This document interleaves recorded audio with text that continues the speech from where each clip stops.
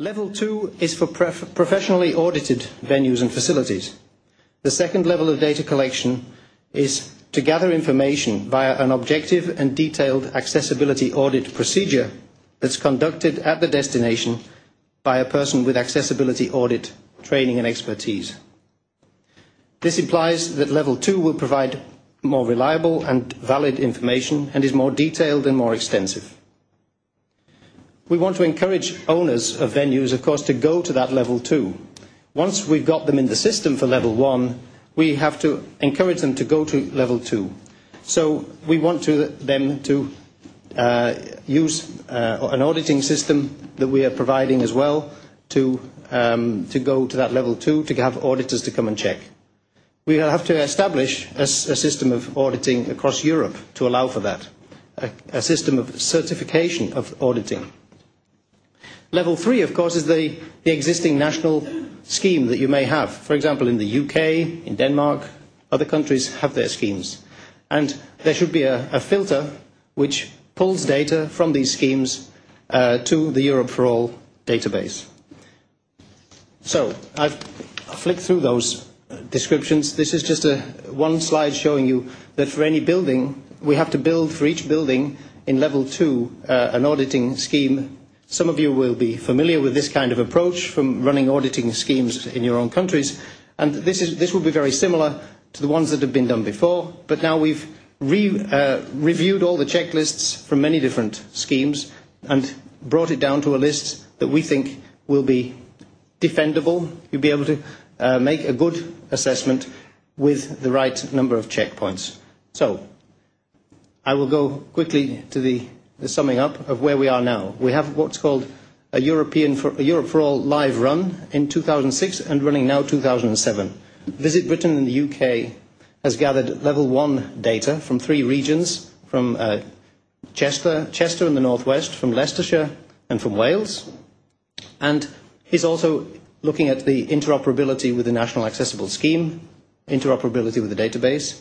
In Greece, the Ministry of Tourism has done a national survey of hotels and self-catering establishments and now has 625 venues registered so far. Disability Now will be making Level 2 auditing of hotels in Greece. And in Belgium, the 2 organisations are conducting Level 2 auditing and looking at Level 3 interoperability.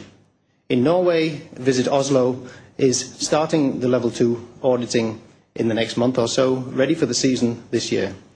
This is just a quick flash of a slide showing from what the Ministry of Tourism in Greece has seen from the self-reports. This is self-reports of hotels and their accessibility.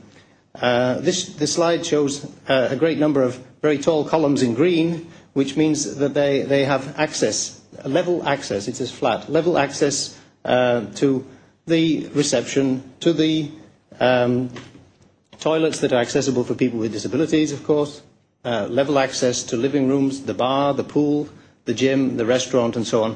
So people are out there measuring these things. In Greece, for the first time, we've never had this kind of statistics before. So this database can also give you a statistical overview of the state of your tourist venues, what needs to be done, and what improvements can be made, and you'll be able to measure progress towards that.